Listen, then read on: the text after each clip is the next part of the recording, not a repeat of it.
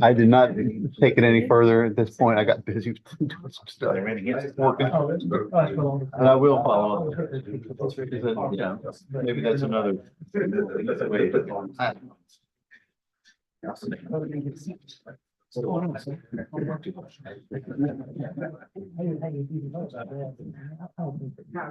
Hopefully not.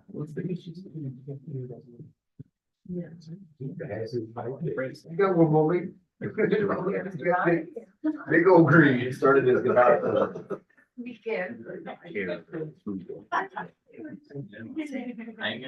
Well, good evening. The November 2024 meeting of the Alamance County Planning Board will come to order. I've got the roll. Have you got the roll? Yes, Everybody sir. got the roll? All got Unanimous. children got the roll. Okay. Has everybody had a chance to look at the minutes? Yes, sir. Approved. Second. Got a motion and a second. All in favor, aye? Aye. Opposed? All right, anybody looked at the public comment? Let me grab them quick. No public comment. Okay, well, it won't take long to go through that then, will it? Move it. Yeah, sure.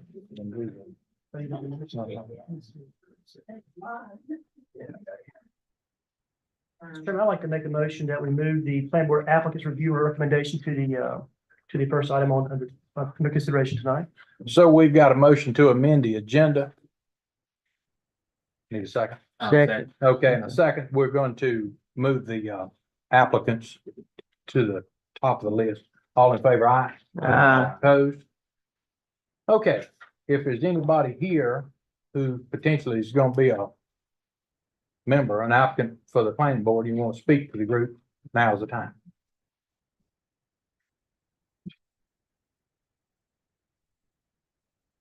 Mr. Chairman, if you'd like, I can talk specifically about whose terms are expiring, number of vacancies and all that good stuff, just to kind of set a little bit of a framework and That'd be fine. the worksheet that you have. So the board is composed of 9 individuals. You currently have 5 terms expiring. And unfortunately, 2 of our members are not eligible for renomination. So Smokey Bear, Steve Dodson, Anthony Pierce, Bill Poe, and Vaughn Willoughby terms are expiring at the end of the next month, end of the year. And those eligible for renomination are Smokey Bear, Steve Dodson, and Anthony Pierce. So that would, so you have 5 vacancies total, as I mentioned, and I put together a little bit of a worksheet down at the bottom where you can write in some names, debate, and make a motion however you may like to handle. Can I get one of them sheet? Should have. What's the new back? Making my own sheet. You can get that. I'll take a copy if you have an extra one too. And I have 1 extra copy. I'll share it with. I've got a digital one. We don't have to write it out because we'll. Yeah, you don't have to. This is Okay, then I'm fine helpful then. just in case. Okay, okay. I'm good then. That's the whole pack. Yeah.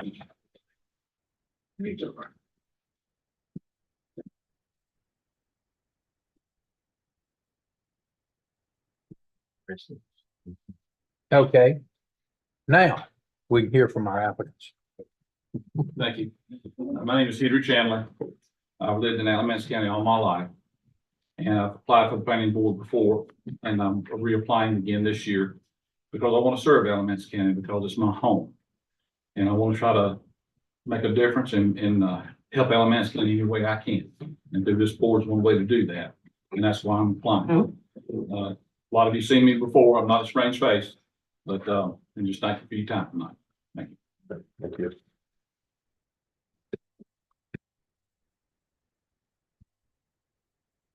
I'll just make a quick note too, while we're looking for our next candidate, is that obviously the board makes a recommendation to the county commissions, and the commissioners ultimately have final authority on nominations to the planning. Correct.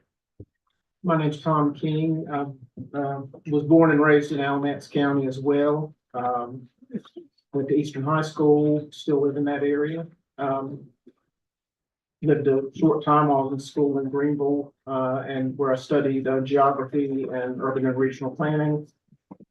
22 7 roughly years experience in local government and planning at the state level. And as Mr. Chandler, I'd also like to serve my county. I've gained a lot from having lived here and grown up here, so it'd be good to give back.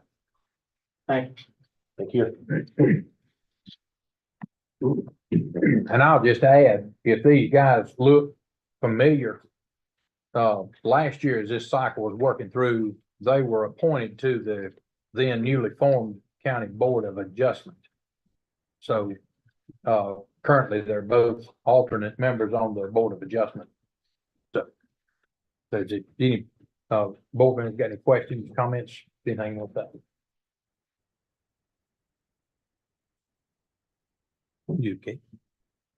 Well, in that case, we can move on to 6.3. Okay, do you want to make an official recommendation based on? Mr. Chairman, I'd like to make a motion that we accept Mr. Pierce, Mr. Barry, and Mr. Dodson's reappointment application. I'll second that. All right, so we've got a motion and a second to reappoint Stephen, Anthony, and Smokey. All in favor? Aye. Opposed? This is a recommendation to the commissioners. They'll have the final say. Okay? I'd like to make a motion, we recommend Henry Chandler to the planning board to commissioners. A motion Okay. and a second to recommend the commissioners appoint Henry Chandler to the planning board. All in favor, aye? Aye. Opposed? Recommend Mr. King there. His experience. Second. We've got a motion and a second for Mr. Tom King. Recommend the commissioners appoint him to the planning board. All in favor? Aye. Opposed? Okay. Get a motion to adjourn. We can wrap this thing up right there. Wait a minute. We didn't talk about the Christmas party. My wife said she didn't expect me home from Van Bull Beach before 9 o'clock. You won't believe what all we got to talk about at the Christmas party. All right. You want to go on to that with Christmas party, or do we want to go to 6.3? It's your meeting, so you, want to amend the agenda to tackle the Christmas party next, then you can do that. All right. All right, I'll try to get through these UDO amendments relatively, quickly so that we don't, end up here all night. So just to circle back on the old business, for Article 6.3, we did change the reference, to Class 1 or Class 2 mobile homes and simply say manufactured homes. So we don't make a distinction there in this draft. And then we also crafted definitions for Class A, B, C, and D manufactured homes, which would go into Article 7, where you find this definition. So this should be in your agenda packet right after the minutes.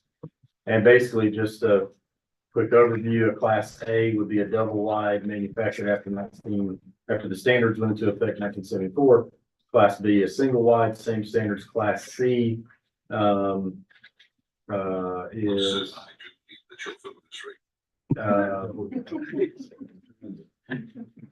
of another category, Fine.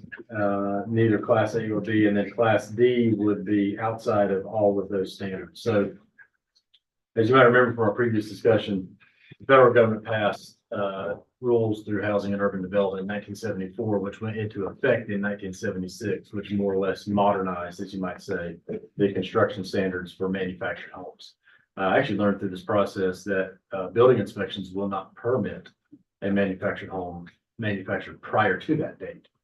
So the UDO doesn't say you can or can't have it, but the building inspection regulations basically say it has to be of that post 1976 standard.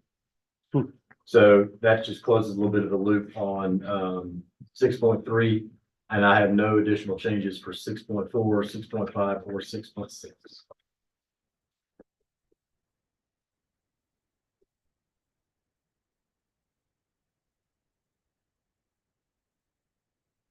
So does anybody have any questions about 3, 4, 5, or 6? And I'm leaving off the 6 point.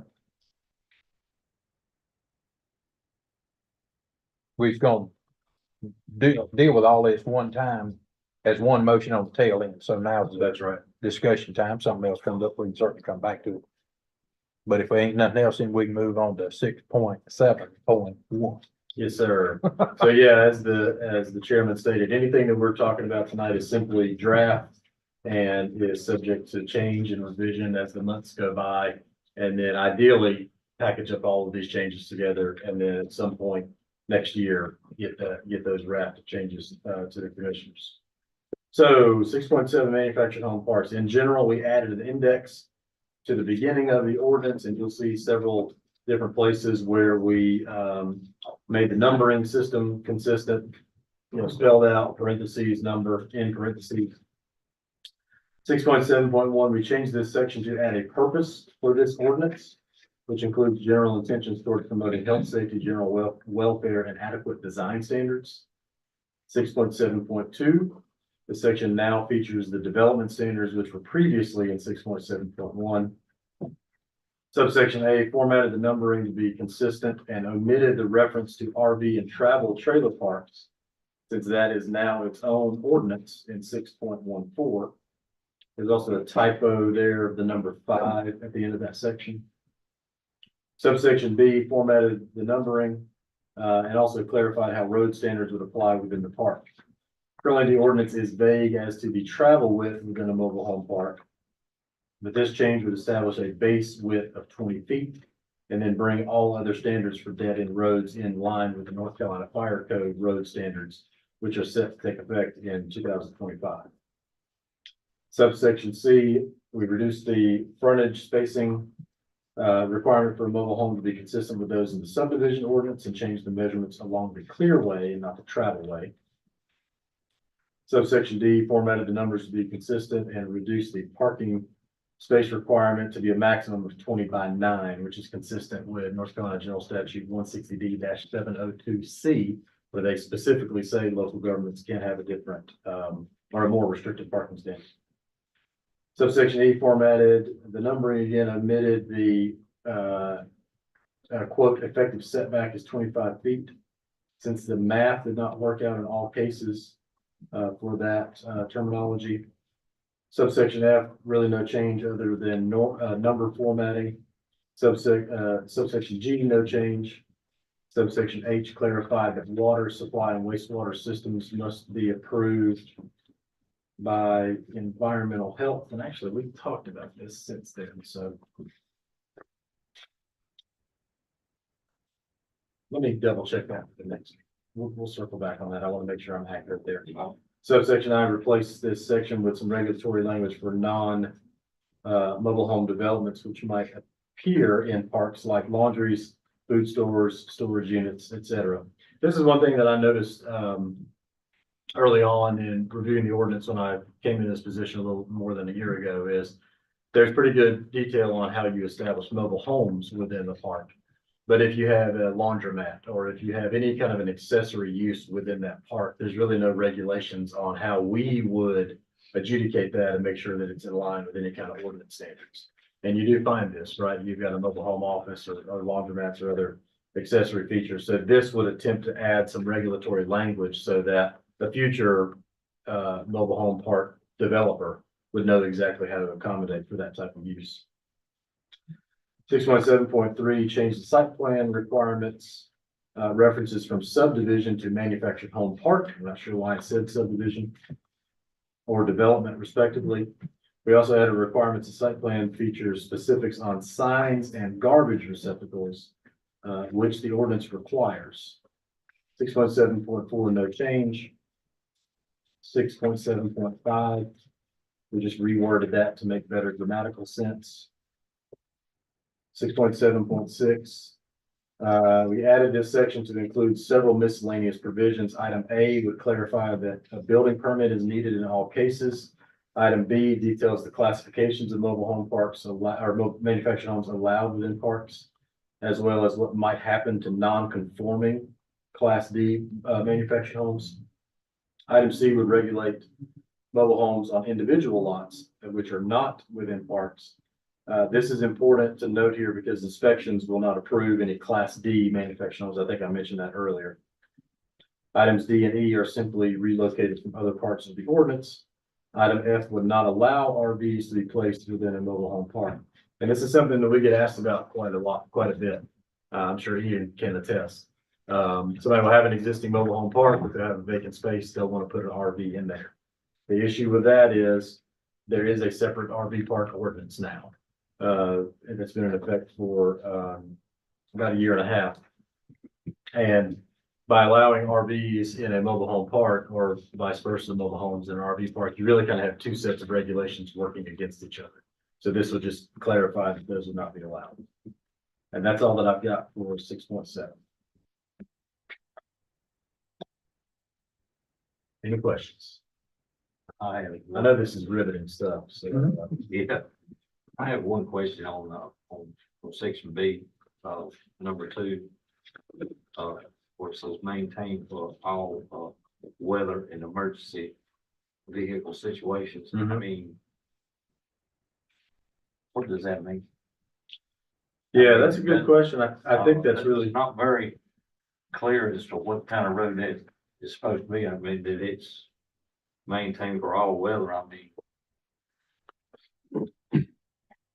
yeah, I think it's really just meant to say that as you establish this road or this travelway within your park, you need to accommodate, you need to anticipate that you might have emergency service vehicles down the road.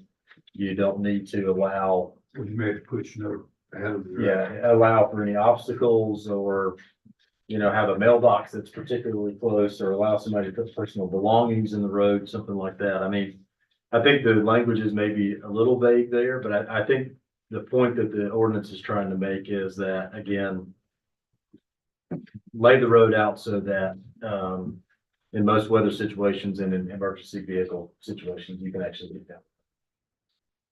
Yeah, usually where I've seen that before, it's vague enough to not require a road to be like to a DOT standard, Right. but sufficient enough such that you use a particular type of stone, ABC or whatever, crushed base to make it stable enough so that if a fire truck or emergency vehicle does get in there, they don't get stuck and can't get out. Yeah. That's usually the intent behind that kind of wording, sufficient for all weather. So I see where it's vague, but the intent is to allow them to be able to get in and get out efficiently and safely. I think that one, we may get to it later on, it's about the RV park again. I know we talked about that a couple years ago. The question came up if it's an RV park, if they could have a manufactured home to serve as an office and it not be in violation to the ordinance. Now, I don't have it in front of me now. I know we'll probably get to it later, but maybe we can put a point or a pin and revisit that. Yeah, I think actually in the RV park ordinance, it does allow for a manufactured home to be placed in there and to serve as the office.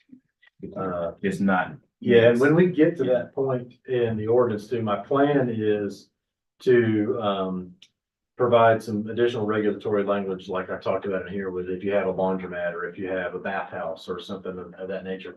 And I think those types of non-RV uses are probably going to be more common in an RV park than in a manufacturing park. Because it's like camping, right? You're more likely to have a snack bar or an ice machine hut, or some of those type of accessory uses. So yeah, when we get to that, I think we can definitely take a look and make sure we got some comprehensive language on it.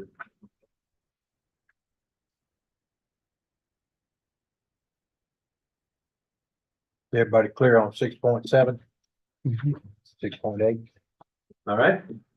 6.8, solar energy systems. Couple general notes here. We just added an index again to the beginning of the section and formatted the numbering to match the rest of the document. 6.8.1, we added this section on applicability, which is very similar to the same section of applicability found in the heavy industrial development ordinance. This ordinance, if I'm not mistaken, was kind of birthed from that one. And there's a lot of carryover in the process of permitting and regulations and everything. So to me, it just made sense to bring that over as well. And when we're determining whether or not to approve or deny an ordinance or an application, or at least if we are, well, yeah, it's just good to have that applicability sometimes in approval or denial situations. 6.8.2 renumbered here and omitted the reference to section 5.11, which does not exist. I'm not sure why that was in there. 6.8.3 was renumbered. Under item A, we added a provision to cover lease or rental agreements. Since this is actually very common for solar farm installations, the solar farm operator will not own the property, but they'll have a long-term 10, 15 plus year lease agreement with the property owner. Item B, we simply formatted numbers here for consistency. Item C, more formatting and change the capitalization of certain solar technology elements which are not proper nouns. This is probably splitting hairs here, but they didn't deserve to be capitalized, so we made it more. Item D, no change. Item E, I know Brian's proud of that one. Item E, formatted the numbers, clarified that stream buffer setbacks will be measured from the top of the bank. Item F, formatted the He always numbers, looks at me for that. clarified the bond amount It and was yours. certification process for landscaping and screening. Item G, no change. Item H, we're gonna split some more hairs here. We made the term dark sky one word because the official title of the association is Dark Sky, one word. Association, International Dark Sky Association. Item I, no change. Under item J for decommissioning, this is pretty substantial. And this is a pretty serious change because, I believe it was last year, the North Carolina General Assembly recently changed their rules on solar farm decommissioning. They set up a new process that requires applicants to submit a decommissioning plan to the North Carolina Department of Environmental Quality. This proposed change would simply require that a copy of that approved plan be submitted on the local level. And then after the solar energy system has been removed from the property, this draft language here would seek to see that the property is returned to its natural state as far as practical. So if it started out as raw land, natural vegetation, once it's decommissioned, get it back to raw land, natural vegetation. 6.8.4 changes in this section clarify that intent to construct permit process will take place in much the same way as for heavy industrial developments. Right now, the ordinance, as the ordinance reads now, it's a little bit confusing. It just kind of jumps right to the solar energy system permit. There's not really an intent to construct permits process like there is for the other ordinance. But like the other ordinance, it also requires an informal hearing before the planning board. It requires a lot of the same mechanisms, but it kind of skips a little bit of a permitting process. So we would add that intent to construct process back in there. It also adds more detail on what may be classified as a quote unquote substantial impact, which might trigger the resubmission of a permit. So right now, the ordinance says if you submit an application and then between submitting it and getting it approved, there's a substantial change to that application, then it goes back before the planning board and goes through the review process. But it doesn't really say what a substantial change might be. So could that be adding additional solar panels, adding additional acreage, configuring the road access, things of that nature? So this draft would actually add some of that in, and wherever it's unclear, the planning department would be allowed to make a determination as to whether or not it's substantial enough to reapply. 6.8.5 just adds a provision that clarifies once an intent to construct permit is approved, then the applicant may move on to the operations permit. 6.8.6 is just minor clarifications on approving that operations permit, and then 6.8.7 is just clarifications on renewing the operations permit. That's all I got for that. I have a question, not necessarily anything that's been changed or how it's presented in this section. It's not about the stream buffer. No, not about that either. No. Something new that I've learned a little more about lately. The solar systems under this ordinance, is this primarily for solar systems of the type where they sell the energy back to like Duke Energy and they're tied back into the grid that way? Correct, yep. Does this ordinance section or either any portion of the HIDO cover what I think is called like a battery energy storage type facility where the solar energy is captured, stored in battery cells, and then used for later, whether it's back into the grid or not? Is there anything here or in the HIDO that would cover something like that? Based on your description of it, I assumed it would just be covered by this.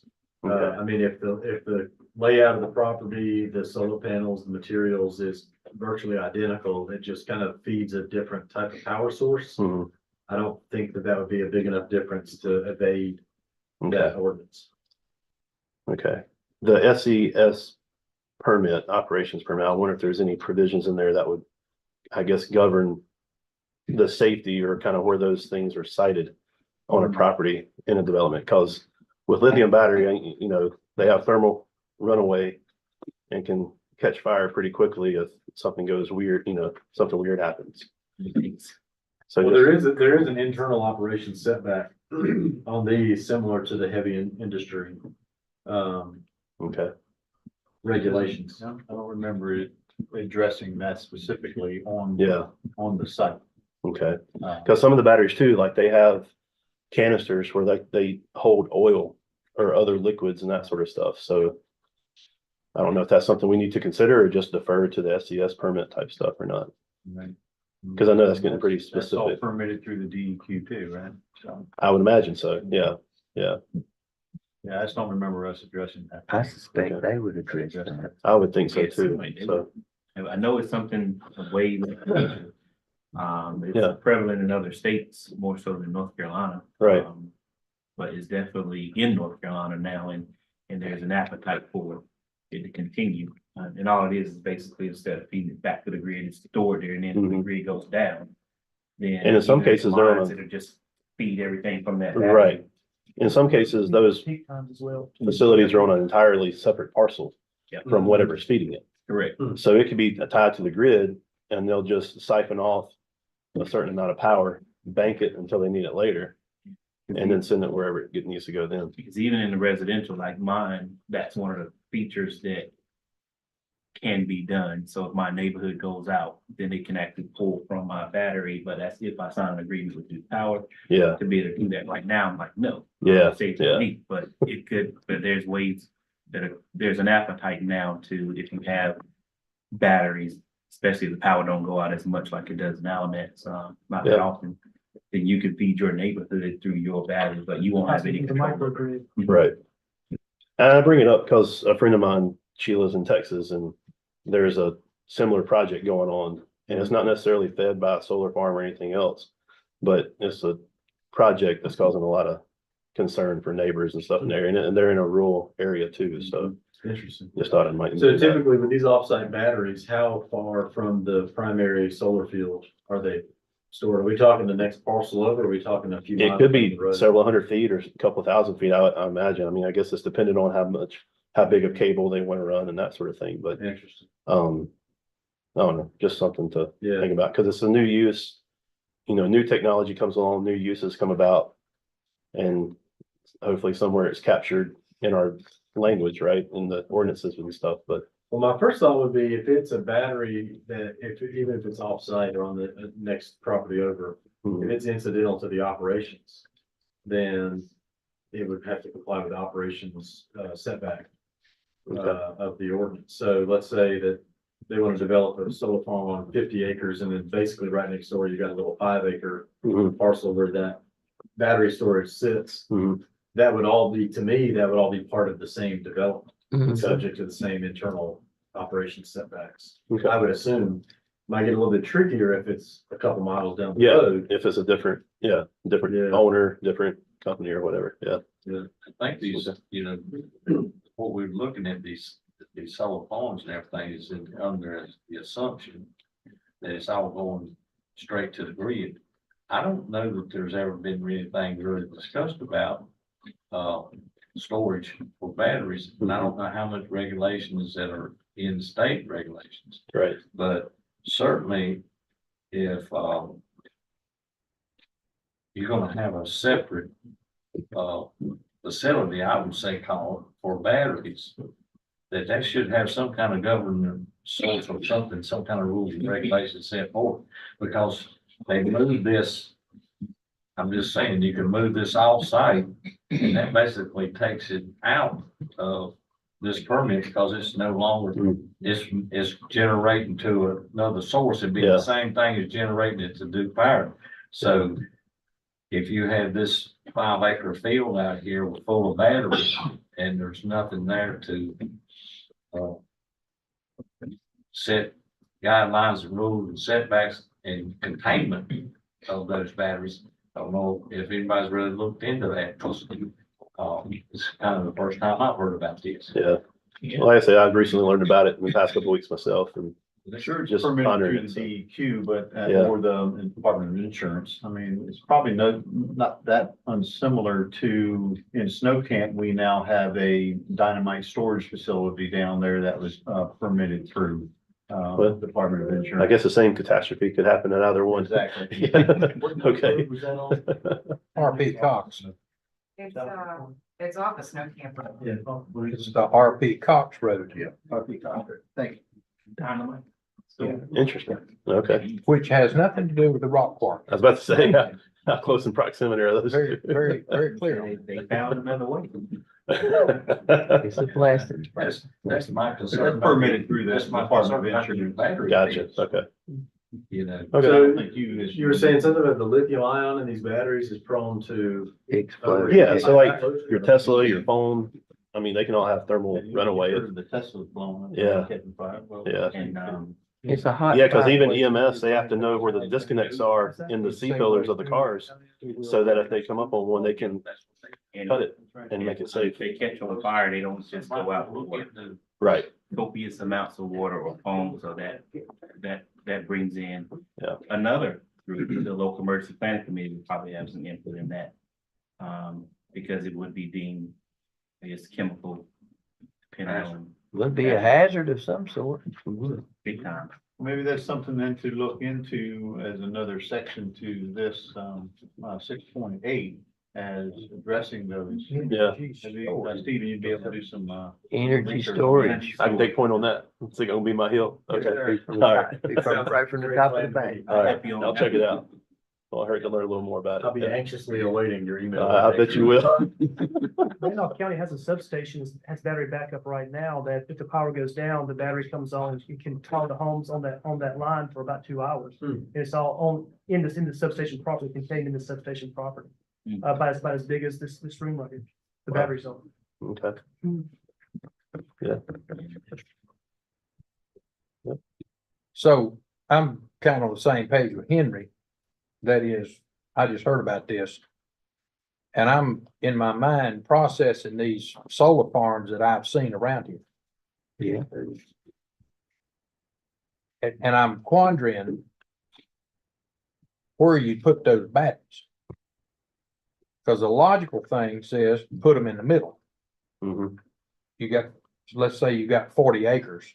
And the panels These are roads, all. you go out there in the center of them panels and put them batteries right there. That puts it in the middle of your site. Mhm. An accident occurs. And now the fire department, they gonna have their work cut out to get get in there. to the right. Yeah. And, okay, so to negate that, you take those batteries and you put them over here in the side. Well, that's got them right up against your Property line. your buffer, your property line, your whatever. So Setbacks get affected by that. that would be that'd be a meeting worth of discussion to determine where on the sand, every site's different. Right. But if anybody that's ever been outside knows this. Yeah. So you can't say a rule that we're gonna put it at the corner right there, because it won't work. Yeah. But to figure out how you're gonna protect that area and keep it accessible in case. And contain it. Okay. Containment and access. That's right. I was thinking we really needed its own separate containment. And this, regardless of where it was located, whether it was located within the solar panel farm or within out, that it should have guidelines and rules that says that these batteries have to have a certain amount of buffer and accessibility, for emergency vehicles that can get there. Well, And that, those words may already be written down somewhere. well, it's, That's right. to me, it's almost like hazardous waste, That's right. you know. So Well, it's just a little bit of a irritation away from it. Right. That's right. if we got something that's out there in the states that govern this, I think we're covered. But if we don't, we need to Now, appreciate you. At least copy and paste some of that language Yeah. into this to address it and cover it. Okay. I'll see what I can conjure up and find out about it. All right. Can fire Yeah. department put it out if it catches on fire? All of them can. All of them. Bring If all of them are there. Yeah, it'd be a Nah, 12 alarm fire. Yeah. Yeah. Well, there are some fires that take certain chemicals. and Yeah, stuff so like it's that, something to right? put it So out with. Yeah. Right, not all fire Randolph County departments. looks like they have. I'm sure you just don't bring water. Well, you know, they've got a battery plant down there and they've got their own fire department within that That's why. facility. Wow. Toyota? Yes. Okay. Now, I don't know how they intend to do what they're gonna do, but Yeah. God forbid that ever happens, but Yeah. it's a hot fire and Yeah. it stays hot after you put it out to the level that it'll catch back up Yeah. if it's left alone. I've heard stories of these cars being towed away On fire. after burning, and then 2 days later, they catch fire again. Correct. Yeah. And It can be rough. So that's what you're talking about, and this isn't a Prius or a Volt, this is a big, substation type, Right. solar farm type. Same thing, them scooters, cost some money. They can go, and then. So anyway, I think it's worth addressing in some sort of, Yeah.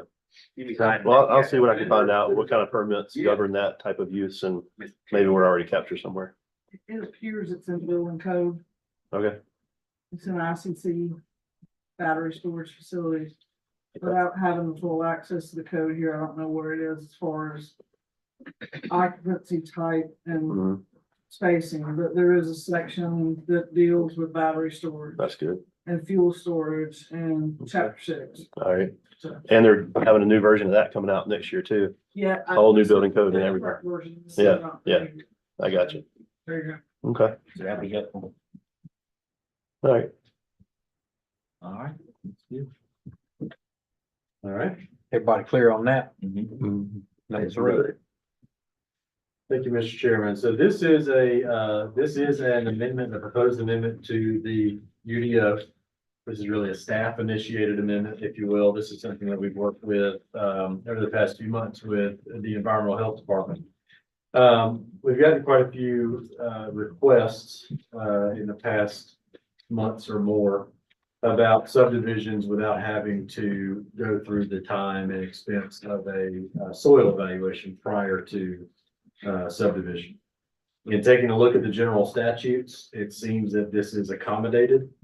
So for example, 160D-803, which outlines the review process, filing and recording of subdivision plats, says a subdivision regulation shall provide that the following agencies be given an opportunity to make recommendations concerning an individual subdivision plat before that plat is approved.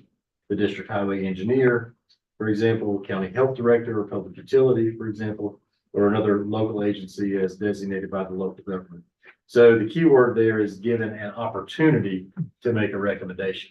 Kind of from a legal perspective, it's not necessarily a requirement, so we can bring environmental health in to do an evaluation if the property owner agrees, and certainly that's the way that most of them go. But again, we've had an interest in adding a certificate to the UDO that would allow for the subdivision of lots without them first being evaluated by environmental health. And we have our local experts here tonight to weigh in if you have any questions for them.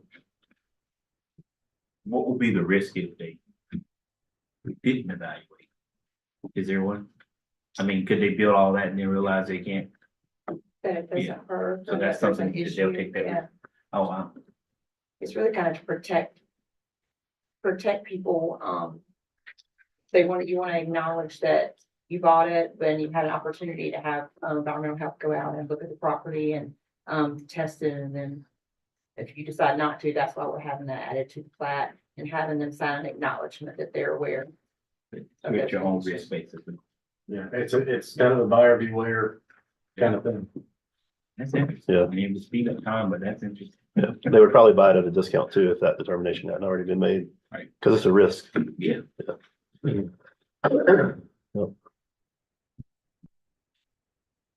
So just to kind of dig into the details on this, So the proposal here is specifically is to make this certificate number 5 in the, in Article 8 in the appendix of the Unified Development Ordinance.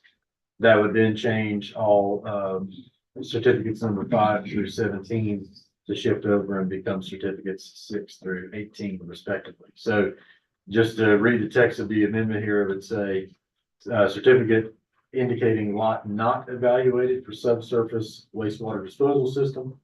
Lots numbered, whatever they are, have not been evaluated at the time of subdivision for installation of a subsurface water disposal system pursuant to Title 15A, Subchapter 18E of the North Carolina Administrative Code. The suitability of the property for subsurface sewage disposal system is unknown and has not been determined as part of the subdivision process.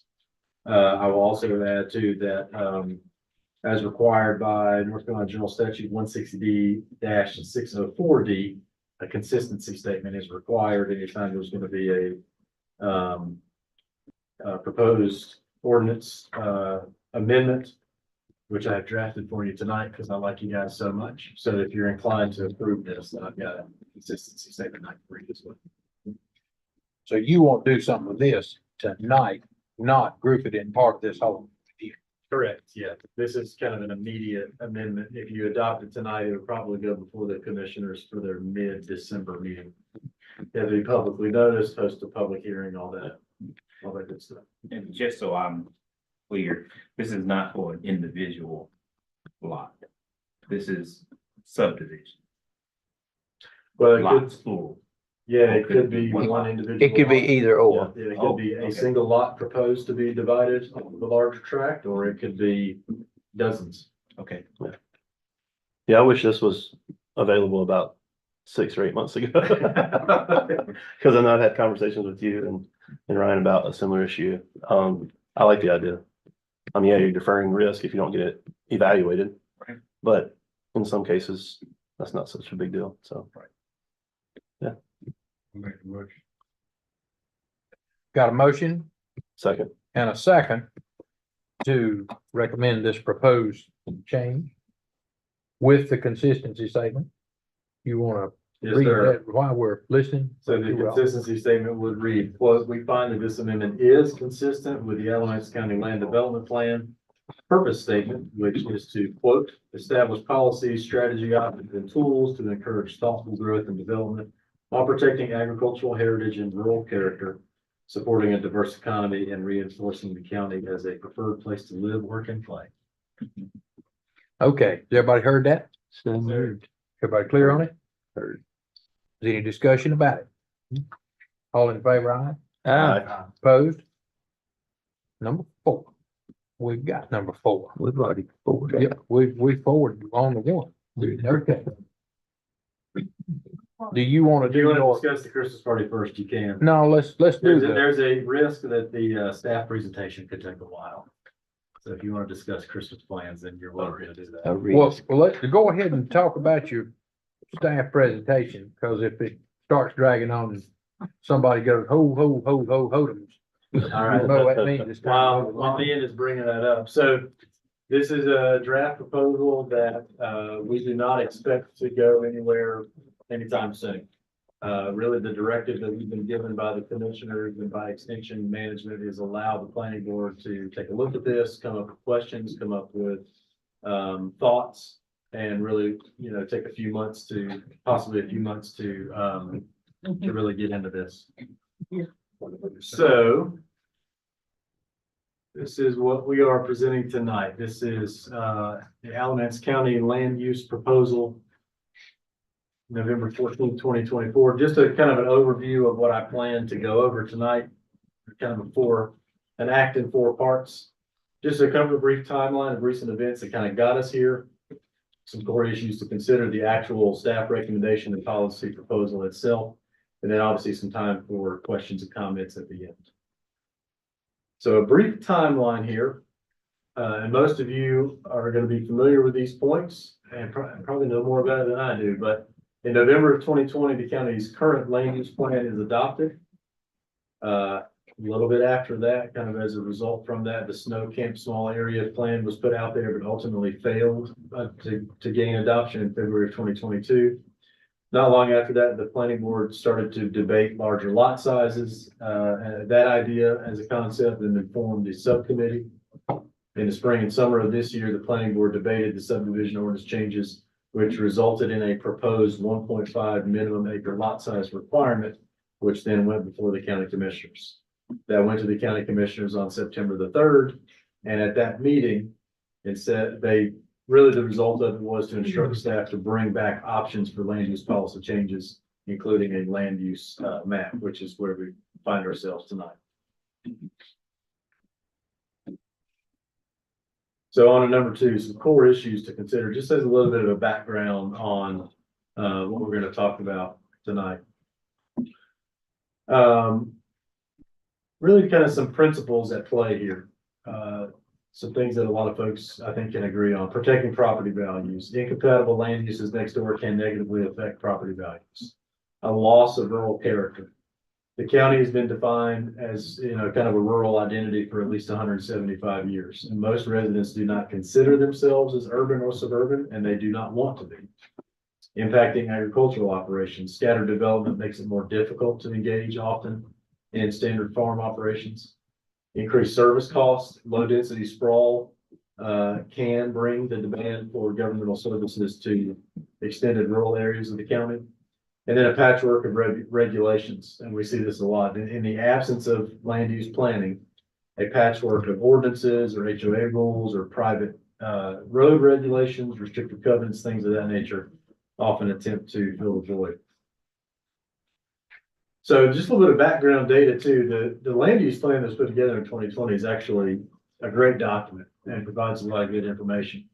There's some kind of anecdotal responses in there about some of these issues. Under the category of land use, for example, there was some points and a desire to protect the county's farmland and rural character, to prioritize redevelopment and revitalization of existing structures and existing places, and to focus on beautification, and to promote residential and commercial development that's reflective of the expectation of current and future residents. A little bit of a data point here. So when the land use plan was being put together, there were several meetings throughout the community and surveys and all the rest. And so different growth models were proposed. You have what they classified as business as usual, kind of managed growth, maybe a moderate track in the middle, and then preserving the rural and agricultural character. And as you can see, 74% of respondents went for the preservation of agricultural and rural character. Similar to the last slide, in terms of the category of the quality of life, folks want to see an increase in access to open space, parks, trails, and other natural features, preserve historic and cultural resources, and preserve the county's character and identity while leveraging assets to support economic resilience. And then just another data slide here. So I thought this was really fascinating. If I read this correctly, they did a survey of county respondents only. In other words, folks who live in the rural portions of the county. They didn't live in Burlington or Graham or Medgar. They lived in the rural areas. 1,120 of those individuals. 323 rated their highest priority as restricting high impact land uses. 304 voted for restricting density and the scale of residential development. 236 to control the design of new development. And then 234 to direct growth to and from certain areas. And I think what we're going to talk about tonight does a really good job of encapsulating all of those. Some other background issues to consider are some of the recent land use conflicts that have cropped up over the years. Obviously, the rock quarry and other kind of industrial developments in the county, the Buckhorn Flea Market, Bucky's, which is yet to be built over in Nevin. There was a proposal for a goat meat processing facility, and I'm trying to remember the term. Venison is the term for deer meat, and I can't even remember the term for goat meat, but it made more sense to leave goat meat in there. Mega sites in neighboring counties, and then obviously the fairly recent minimum lot size debate. So in thinking about this, to me, when you take some of the core issues and some of the recent conflicts, it really provides a path for opportunity. Alamance County has the opportunity now to be proactive and to put rules in place before the next big conflict, before the next crisis comes through. But those rules should seek to incorporate the goals of the 2020 land use plan and balance private property rights, economic development, and the future goals of the county. In terms of balancing property rights with development principles, to me, this is very important. I think a county government has a responsibility to find the proper balance between a landowner's rights, the rights of their neighbors, and crafting achievable land use policies for the future. Those policies should seek to protect the things that people care about. Any new plans must strive to enshrine what people already love about Alamance County and simultaneously prepare for future growth where it makes the most sense. Proper land use planning helps the community decide what type of place we want to live in and how to make those goals a reality. The alternative is that those decisions are often made for us by folks from outside the county, developers, and speculators. So here's where we get into the fun part, the staff recommendation and policy proposal. So in summary, it's really just two parts. To update the subdivision ordinance, which we have dealt with a good bit this year, and to adopt a simplified land use district map based on the guidance and recommendations from the 2020 land use plan. This is pretty brief, and a lot of this we've already gone over. So what I have in mind, what we have in mind, in terms of amending the subdivision ordinance are things that we have either dealt with or talked about dealing with. So major amendments there would be adding the detail to the cluster subdivision rules and regulations, matching the lot sizes with the proposed land use map, which we'll talk about here in a minute, and allow for certain planning board approvals for different types of subdivisions. And we talked about that kind of three option process. Some of the minor amendments would be just kind of clarifying definitions, adding detail to public and private road regulations, ensuring some stormwater maintenance, and then adding buffers around future subdivisions. Again, a lot of things that we've already talked about and even put into draft format. All right, this is the moment everybody's waiting for, right? So this is our hypothetical draft land use map. You'll notice that it's not necessarily dialed in great detail, and there's a reason there. This is not a parcel by parcel view of what we're proposing. This is a generalized sense of how regulations would function in different areas of the county. But before we get into the details, I kind of want to talk about the bigger picture vision and some of the goals and aspirations of what's behind this proposal. The goal here is to create a map that is in harmony with existing land use and that protects what people already love about Alamance County. This, to me, is the opposite of what I call old-fashioned zoning, which typically or often can create complex rules and regulations and abrupt changes in land use. Instead, this map aims to preserve natural and rural areas, encourages new development around current developed areas, and provides flexibility and rules that will be easy to understand and administer. It is composed primarily of 6 districts, and some other key features would include larger lot sizes in the rural areas, and this would be 2, even up to 5 acres. This would encourage density around, like I said, where there already is density around the cities and around the ETJs. This would strive to keep the rural and the natural areas intact. This would allow for a mix of uses in the small town areas and the mill villages. And one of the things I might be most excited about is it seeks to maintain the unique character of our historic mill villages. So a couple of districts here that aren't necessarily, they're part of the map. They're not really subject to what we're talking about. In the brown there, you've got the cities and the ETJs. That is outside of the county's jurisdiction. That's going to be up to the cities and towns in the county.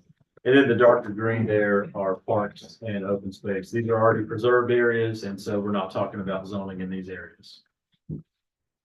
But these would be the six primary districts throughout the county. So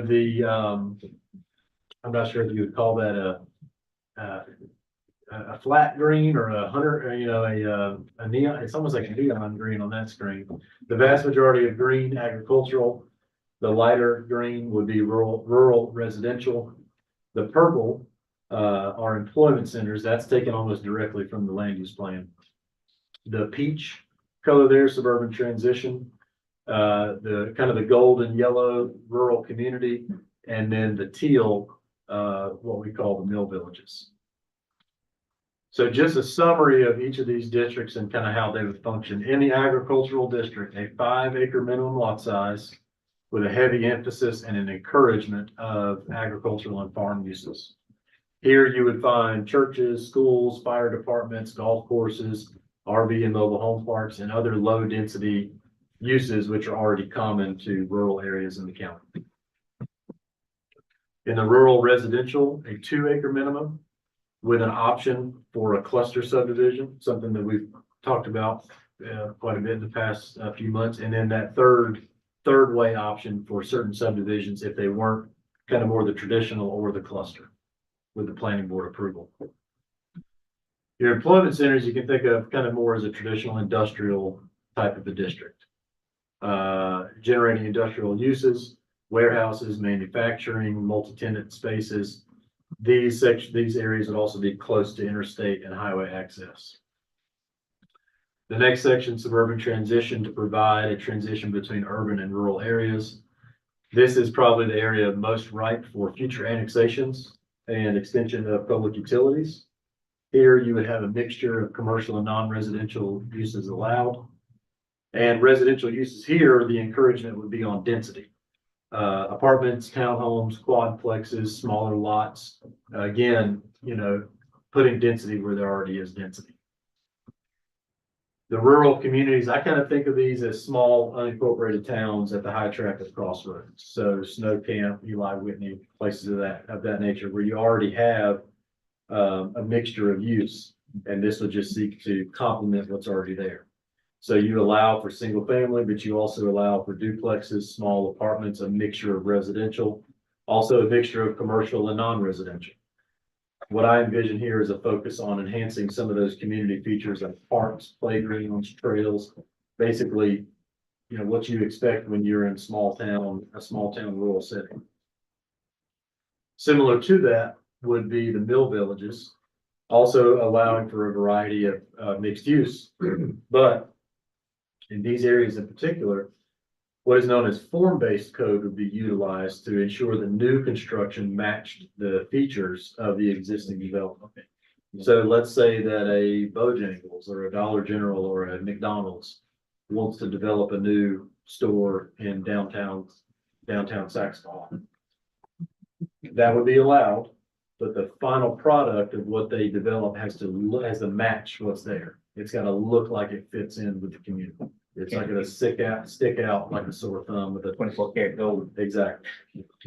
Here, there would also be a heavy emphasis on expanding sidewalks, parks, connected trails, recreational areas, and other kind of small town community features. So again, I think this is worth repeating on some of the philosophy and the thought process in putting this map together. The goal is to create a map that's in harmony with existing land uses and protects what people already love about the county. This to me is the opposite of old-fashioned zoning, which has its problems. This map instead aims to preserve the natural and rural areas, encourage new development around current development, provide flexibility and rules that are easy to understand and administer. Moving on to the summary here. So again, two-pronged proposal, amend the subdivision ordinance and also adopt the simplified land use districts map. Again, the goals of this, that we keep on balancing property rights with the county policy objectives and expected growth, and creating a plan that's in harmony with existing land uses, protecting what people love about the county, and something that is easy to understand and administer. And after I take a drink of water, I'll be glad to answer any questions you guys may have. I got a comment. Who put the slides and stuff together and kind of the thought and everything? Cause that's well done. Thank you. It looks good. It's all Brian. Brian did it. Oh, okay. He was just too shy to give the presentation. What was your timing again, looking at going forward? How is mapping this out? I don't know that we have any hard timeline. I mean, basically, at that meeting on the third, they didn't take a vote, yes or no, but they basically said, part of the discussion was, this is yet another example of why we need to take a serious look at these types of regulations, including the Z word. And so staff, put something together, make sure to bring it back by the planning board, debate it, refine it, and then we'll go from there. I think Brian might be able to Yeah, I talk. mean, I think they asked us to bring something back relatively quickly. So our goal was to do that. Couple complicating factors are we get a new board in a couple weeks, and this is not a great one to throw at them on their first meeting. So we're trying to let them, at least get a couple meetings under their belt before we kind of bring this. And we kind of assumed you guys would want to take a little time to look at it. So my goal is the beginning of the year, whether that's end of January, February, somewhere in there, but I want to make sure you guys have time to make what changes we need to, talk through it, and get comfortable. And I think too, we're talking about the general concept. We're not talking about a detailed 40-page ordinance at this point. Well, not right now. I mean, I think that part of our goal is we've got to get there. But didn't make a lot of sense for our relatively small staff to pour dozens of hours into something that was going to change dramatically when we brought it to you guys. So this is our concepts. These are what we're comfortable with recommending. When we get to, if you guys can get on board with that, we'll get into the details a little. You got your map that shows the land breakdown, what your discussions were. Yeah, back to the map. Yeah, Yeah. on the acreage in those different range Yes. areas. Yeah, absolutely. Can you explain that again, please? Yes, and we use and Just so the agricultural, the green, the darker green there, again, agricultural areas, I think if you go to the next slide. 5 acre minimum, and just an emphasis on what you already see in those rural areas of the county. So obviously farms, agricultural uses, but other things like, churches, you might have schools, obviously fire departments. The things that are common to rural life, right? That to me, it doesn't make sense to exclude those, even if they may be kind of categorized as commercial or categorized as non-residential or non-farm. It's the fabric of rural America, right? It makes sense for them to be in those larger lot, rural agricultural areas. and then the next Yeah. next section of green. So this would be, you could kind of think of this area if this plan were to come to fruition as what we talked about in the recent iteration of subdivision ordinance. So by default, you'd have a 2 acre minimum, but you'd have an option for a cluster subdivision. And then you would have a third option if it didn't meet either of those two to come before you guys with a special use permit and maybe a third way, something that's kind of in between. And yeah, I mean, heavy emphasis here on residential. I don't envision a ton of commercial in this area, if any. But in general, I'm a fan of flexibility in the ordinance, so you don't have a strict segregation of only commercial here, only residential there, only industrial over here, as an example.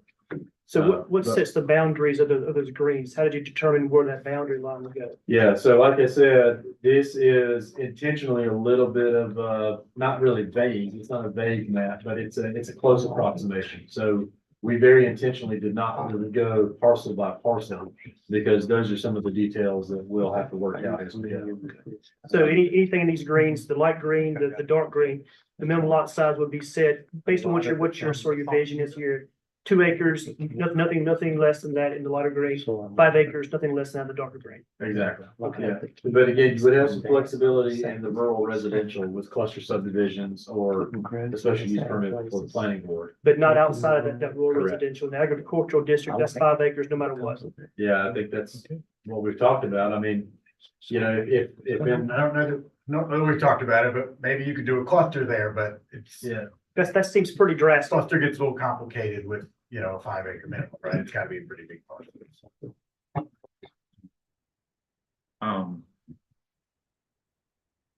Just out of curiosity, have you looked at what our neighboring counties, bordering up against those primary groups, what it looks like there in comparison to us, just to make sure there's not any conflicts? So as an example, we're looking at the agricultural areas of our county in right on that property line or that county line. If theirs is, you know, urban, inner city, then that doesn't, you know, marry up together. Yeah. Have we looked at that at all, just for awareness?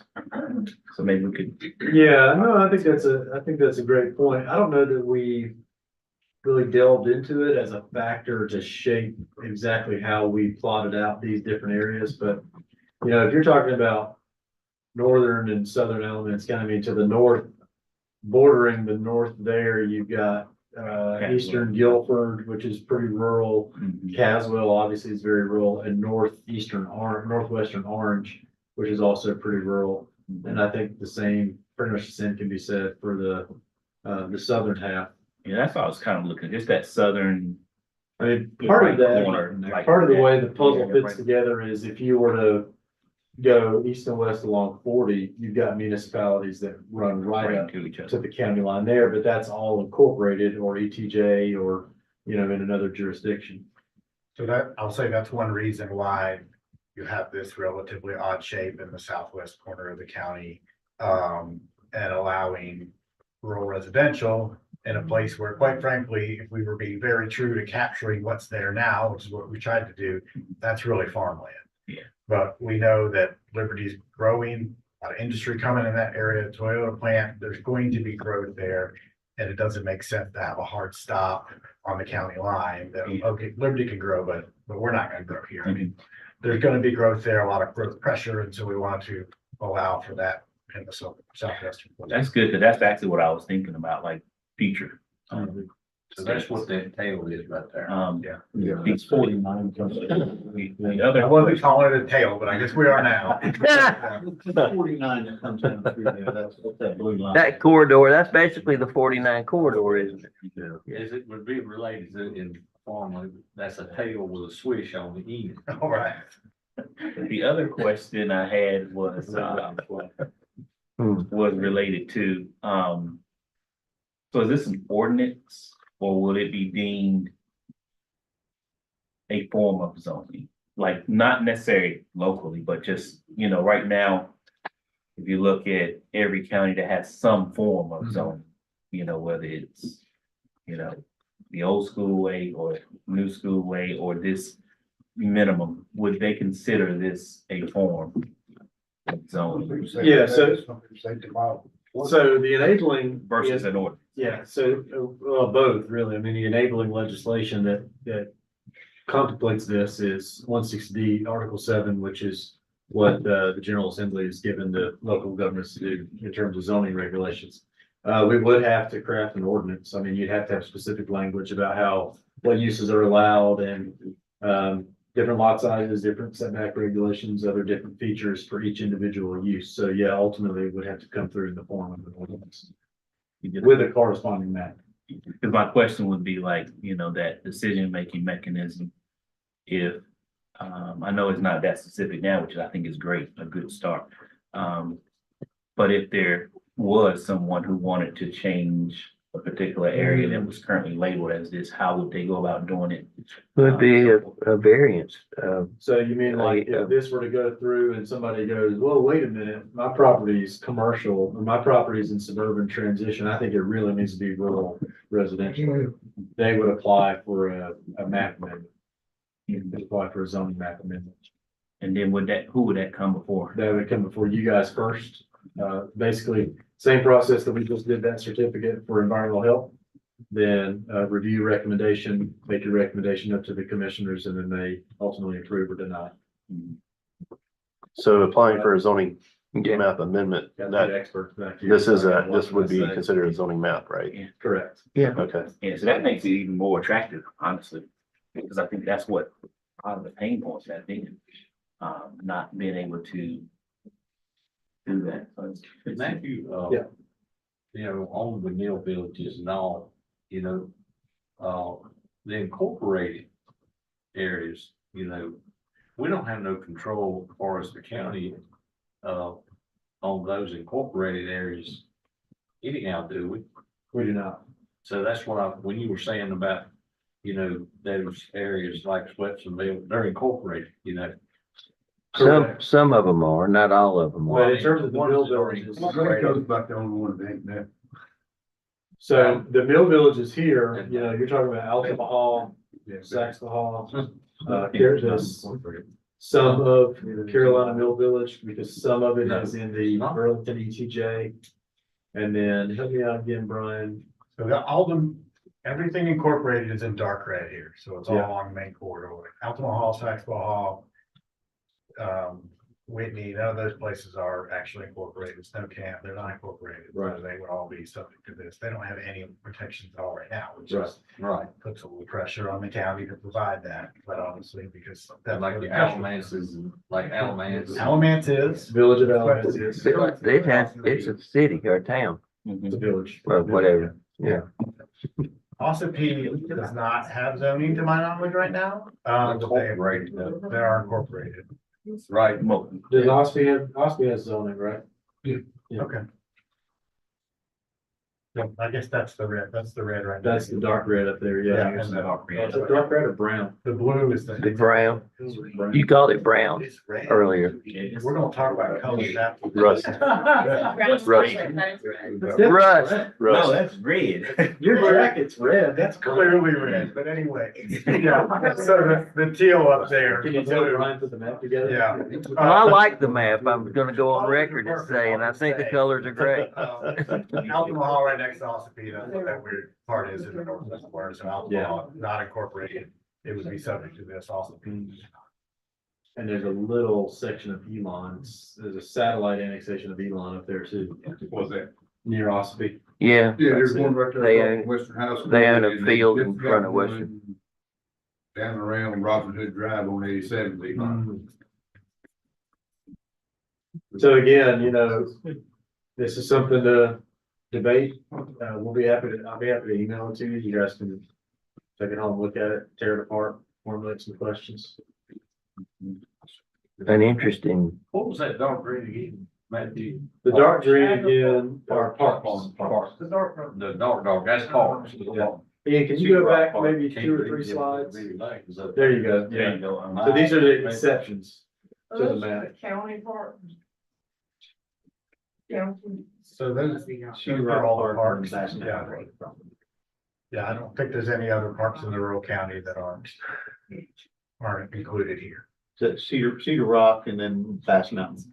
You're right. That, second road. an interesting observation about this plan and the core objectives of it, keeping things that are alike in like places and promoting growth in places where growth is already taking place. Right.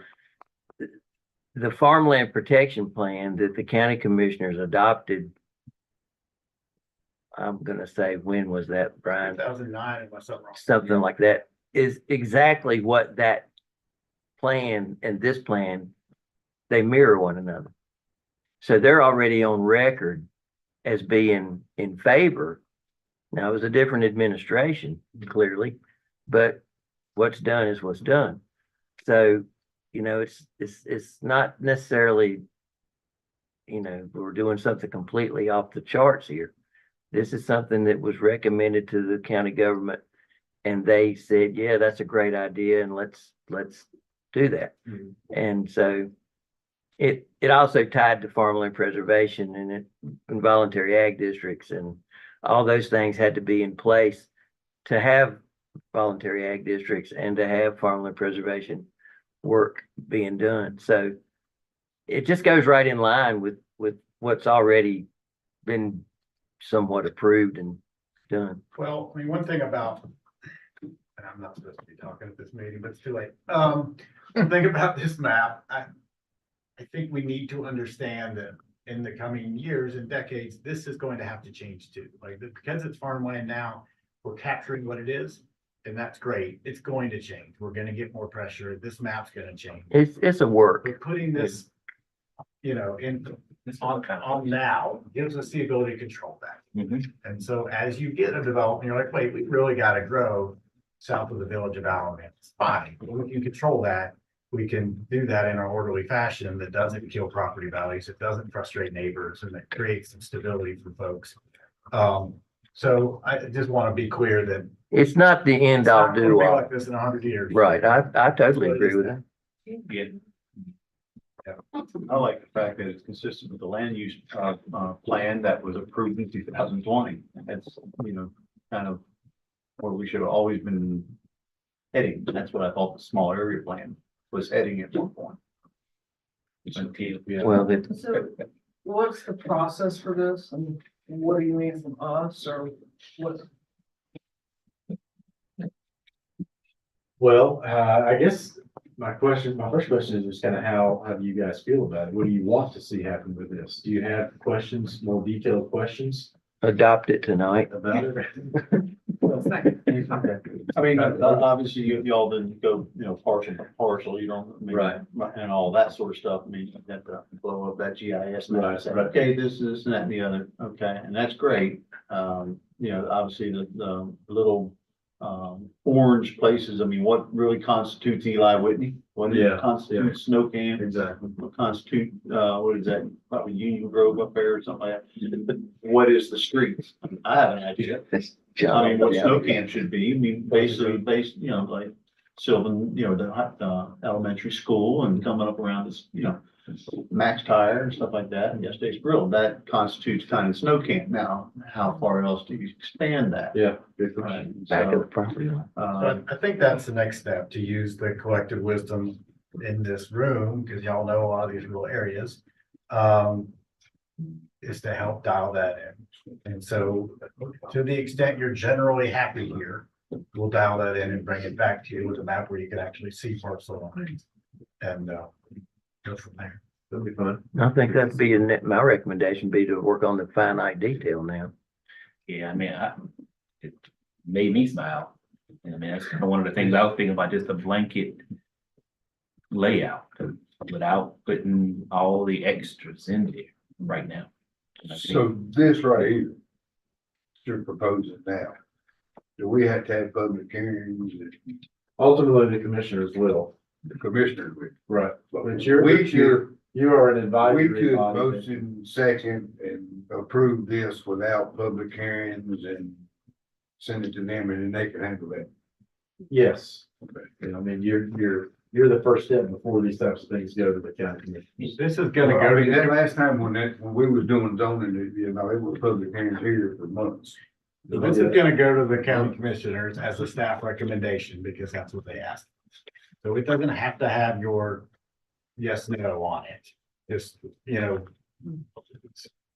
structurally, but we prefer Yeah. for you guys to be on board and recommend this, just to make sure we're all on the same page. So no, you don't have to do all the public hearing. You're not adopting this ordinance. You're just looking at this and say, we agree with the staff proposal. So did you make a motion while it goes on? No, sir. Okay. Well, would this still require, like, is this going, implementing the areas you had highlighted where it was like 5 acre or 2 acre minimum? Is that it could be, or is that what it would be? Well, that would come down to the details of the language of the ordinance. So that detail wouldn't be part of this. Right now, this is a general concept. Yeah. So you're really talking about the difference between a general concept versus the fine detail. of the Correct. ordinance. You Yeah, gotta start like we with would the approve concept that, and we would be okay with the general concept. Yeah, And then when it came out to the nuances of the 2 acres versus the 5, those details would be later, correct. not included now. Not necessarily, I mean, the concept is. The idea is- It's not the actual specific. Okay, yeah, that's what I'm saying. The law. Concept of the That's what I'm saying. agricultural areas are larger Yep. parcels. Got it, yep. That's the. The broad brush Those type kinds of things, yeah. things, though, will be in whatever the package is Final piece. that goes to the commissioners for a, It would have to, before final adoption. it would have to. Got it. Okay. That's what I wanted to make sure. Yeah, okay. So you don't really need us to vote on this, but you carry this to the commission. I don't think we need to. Agreement that This is what y'all want to do. I think We don't need We it. got a I consensus. think by the time we're To done, we'd love continue for you working. guys to vote to recommend. You understand? So at this point, maybe it's approved, disapprove kind of thing. To proceed forward Yeah. in this general concept. I think we have consensus. I'm gonna make a motion. Well, before you do, so for clarification, we've got a consensus here tonight that the board is in agreement with this general Staff. recommendation. That's gonna be my motion. And you really don't want to dump this on the commissioners till like January or February, because you want them to have a chance to transition, get settled in and get through their stuff. So do you want to work on some detail? Do y'all want to pin this down a little closer? And then we vote and give you our blessing on your staff work and take it along? We could do that. Yeah, I think we've got to work on this. We need to get the details down that they're going to have to approve in the ordinance, and then you guys will consider that all holistically and decide. Get her, give her a motion. All right, so with that being said, let your motion sound like, What I was going to say is I move that we recommend that that the staff continue in this general direction in crafting the ordinance or the recommendations to the county commission. Second. all in favor? Aye. Opposed? There's your blessing. So if we're doing a Christmas party for December, we're talking about bringing this back to you guys in January. That's right. Ho, ho, ho, ho, hodoms. He just told you to talk about Christmas party. You didn't read into that. So, East Side Baptist Church over in Mebane has agreed to host our Christmas party on December the 12th at 6 o'clock. Say that, what place? Where? East Side Baptist. That's in Which would be on our regular meeting night next month. It December. would be an hour early. So if there's HPC there, then they meet at 6 o'clock, then that allows us to move it along. And our staff people not have but such a terribly long day. Where is that? Maybe, did you say maybe? Mhm. So with general consensus here, does that work for them? They gonna provide food and all that good stuff. So we- No, it's gonna be We're gonna be a potluck, what we doing? bring his Brown back, bring you on bologna sandwich. They're just opening up the hall. Yeah, they're gonna provide a meal. You can stay here, but. And, We ain't gonna pay for it. Matthew he can email out the details and whatnot. And what we're gonna do is, in other words, we're gonna pay them to feed us, just like if we went to a restaurant. But this is gonna be a missions fundraiser for the church, rather than just the next job for the restaurant or whatever Gotcha. You said that'd be on East the Side 12th. Baptist Church where again? in Mebane. Over in Mebane. Huh. You know what street it's on? What time did you say? Supper We Club Road. can get you directions and all that. It's on stuff out Supper there. Club Road. Do we I used to live there. bring our I spouse? worked on their site plan when they. Well, it sure come with you. Well, I didn't know. Have you I seen mean, the I didn't photos know if with this you? was just, you Oh. know. No, it's, Yeah. Oh, yeah, Ben, Now, I'm gonna do the right thing and leave my 5-year-old at home, yeah, me too. because excitement is fun, but we don't need it so much at one time. You bring enough anyway. Well, if you bring your 5-year-old, I might have a 4-year-old, she can go. Think about that. If you want to do that, then I'll make those arrangements. So, So that was the 12th, you said? Yeah. December the 12th, huh? 33 Supper Club Road. Mhm.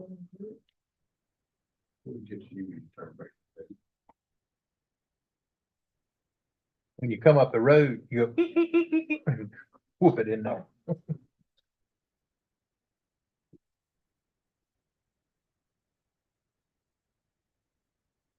6 o'clock. Mhm. This last thing on your agenda, I'll make a motion. Sure.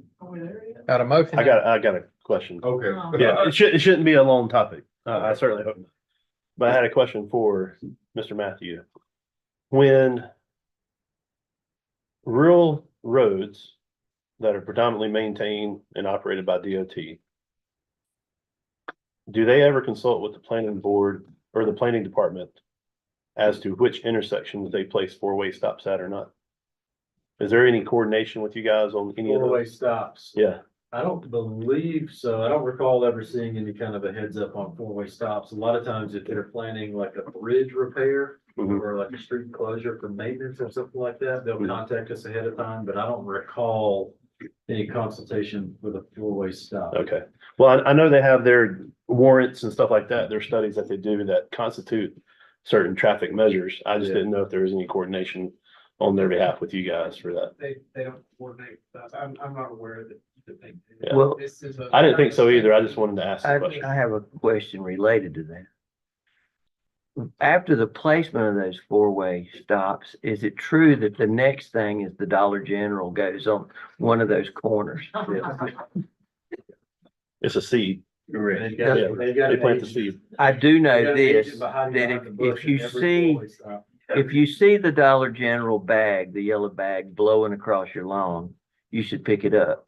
Because if they're left laying very long, they will sprout a storm. Like pine cones and pine trees. Yes. No, I asked because there's a couple of instances where it doesn't really make sense to me in recent months where four-way stops have been placed.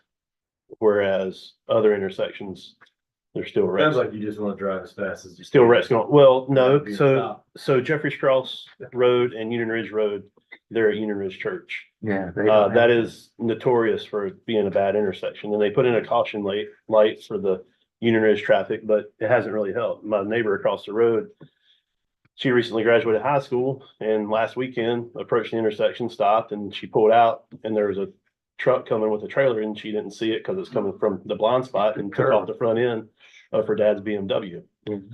And I also have friends, who have had years and years ago, people pass away due to that, due to wrecks at that very intersection. So then, right, going to Burlington by McCrae's store, 62 in McCrae, they put a four-way stop there. It didn't really make sense to me why they did. Yeah. Because you stop and you're not waiting for anybody. And, I get safety and all that stuff's a good point.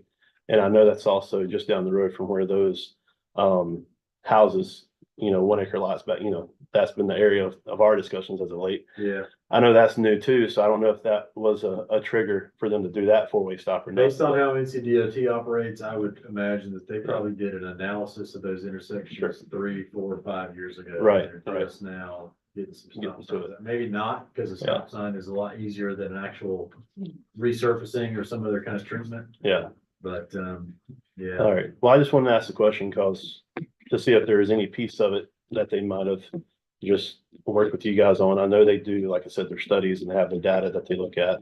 So if not, I'm gonna talk with Mr. Chuck Edwards. Yeah. So, because it doesn't make sense to me for some of the stuff that they're doing. Stephen, it took over, 50 years to get a four-way stop on, Greensboro Chapel Hill Road 49, Mhm. and several deaths, including a real good friend of mine. Yeah, Same way on Friendship Rock Creek, there Yeah. several accidents and this. It's a shame that you have to go through these things. Right. But we, well, just the other week, Fleming Graham Road and McCrae Road, yeah, sheriff's deputy, his Dodge Durango flipped over. Because it wasn't his fault. Somebody ran the stoplight or the stop sign there going 55 miles an hour. Now, granted, that person should have stopped, but had there been a four-way stop, the officer probably would have stopped and then seen him go by and go give him a ticket. Instead, he got in a wreck. So, I'll respond to that one. so that's all I have. I got one thing. Yeah. Okay. I guess this is Vaughn and Bill's last official public meeting. Is that correct? Yeah. Just want to thank you guys for all that you've done the past 6 years. You've been great assets to the county. Thank you both for your service. Absolutely. I second Yeah. that. Thank you, Lynn. And I've Appreciate told the that- wisdom. I've told that Skechers joke so many times. I can't Well- remember it. So I really appreciate you for that. I just would like to say, it's been an honor and a privilege to serve and to try to make a difference. I hope in some cases, we have, in some cases we tried. I've spent a year with Matthew. I think I've got him trained pretty good now, so I think that y'all will be in good shape going forward. No, really, in all seriousness, it's been frustrating and fun, and I've learned a lot. And I wish you all Godspeed, because this right here, this thing is the most important thing this county's gonna do, and maybe a long, long time. So we need to get it right. Y'all need to get it right. You know, you want to sit out, what, 1 year, right? Right, I'll echo Vaughn's sentiments there, but yeah, just, think it's a 1 year hiatus. That doesn't mean we can't be involved. Right. Just from one seat back in my case. As I was telling Matt that I'm gonna plan on being right there. Hey, well, I appreciate the wisdom, because I know when I joined, both of you were on, and I learned a lot. Because we were in the thick of the small area plan, and I was like, did they all come to see me? Because I just got on the planning board, so why is 100 people in front of me? But the wisdom, I mean, I think that's the part that I've appreciated about, you two, and even others before you that have timed out as well. Because you don't know it all, but there's a lot of smart people in the room that can share a lot of stuff with you if you just ask. So I appreciate that. Part of few flowers. The part we work. Part of few flowers while I was talking. And if things go according to plan, we might have 2 alternate positions open up on the Board of Adjustment. Yeah. Think about applying there. I would just like to thank both of you too, and always remember, and I know you know this. You've always got a voice on this board as long as I'm here. You can call me anytime, day or night, early in the morning. Not late at night. Not too. But I do appreciate all the hard work that you've done. And I'm just glad we're moving forward with some kind of a plan to finally deter the growth and help, just plan the growth of this county. It's coming, but we need to be planning. And I do appreciate you as well. Thank you. Yeah, it was a conversation, I think, within the first few months that we were on the board. I had a conversation with you, Vaughn, about, are we actually planning something? I mean, what is the plan? Are we actually gonna plan something? We did We plan did a ask some Christmas, questions early on. we did plan a Christmas party tonight. Several of them, 6 years of them. Well, not wanting to lose sight of the stuff here. We are gonna have other meetings, and we do have a motion on the floor with a second. Yeah. So are we done? I think so. Okay, we're adjourned. Thank you, sir. Appreciate it. Matthew, I didn't know. I could have went on for an hour and a half talking about goat milk and how glad I